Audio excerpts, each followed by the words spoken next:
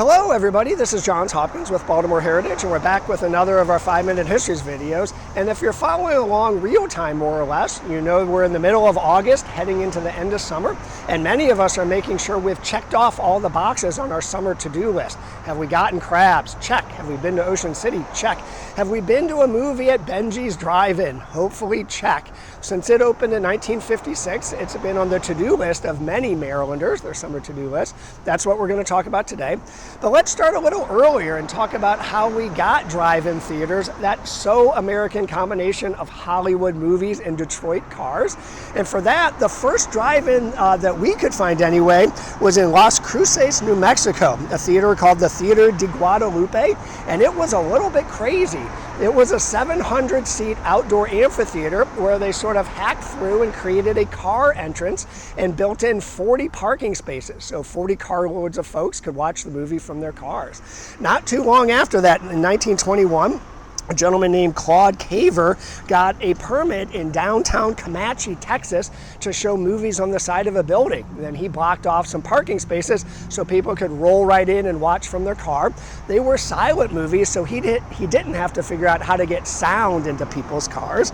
The first patented drive-in, however, was 1933 in Pennsauken, New Jersey, and that was a gentleman named Richard Hollingshead.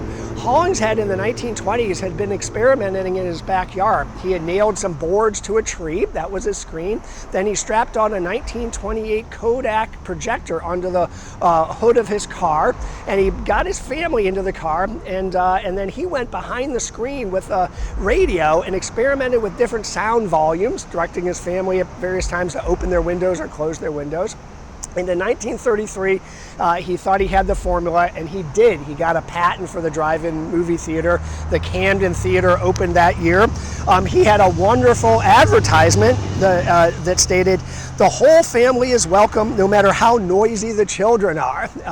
Alas, however, Hollingshead was not successful. He never turned a profit and sold his theater 3 years later. But by that time, drive-ins had taken off. In 1934, we had the El Pico Theater in Los Angeles and the Drive-In Short Reel Theater in Galveston, Texas. By 1939, there were dozens of theaters across the country, from Rhode Island to Florida, from California to Maryland. We got our first drive-in in 1939, the Governor Ritchie Drive-In in Glen Burnie.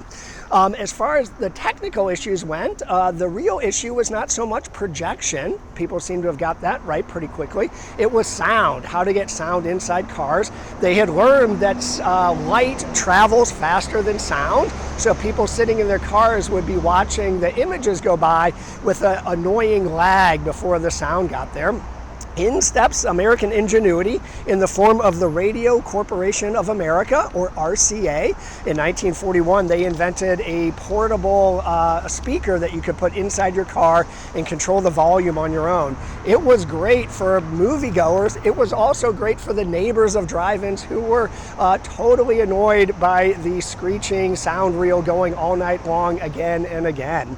By the 1950s and 60s, drive-in theaters were having their heyday. This is when more Americans were buying cars and moving to the suburbs, and there were loads of theaters. They were very popular, 4,000 by 1960. Everybody loved them.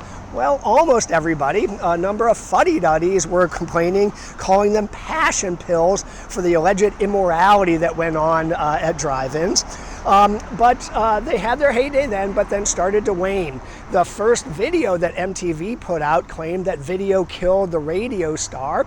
A little before that, we can say that TV killed the drive-in movie star. In the 1970s, people were getting color televisions and VCRs where they could go to a store and rent a movie, creating their own home movie theaters. And in the 1970s, we had gas rationing as part of our energy crisis, and states were adopting daylight savings, pushing the start times for outdoor movies later and later past many people's bedtimes.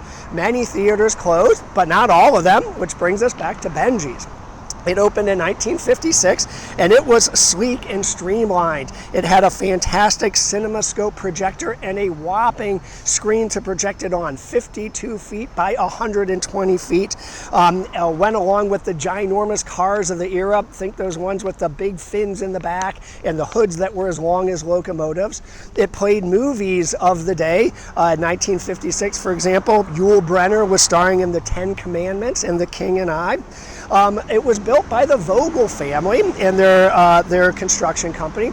And the Vogels knew that in addition to having a great screen and projector, they had to have a good all-around experience. So they built an extra large concession stand with 2 lanes so people could get in and out quickly. And they built an extra large bathroom to accommodate all of the soda drinkers in the crowd.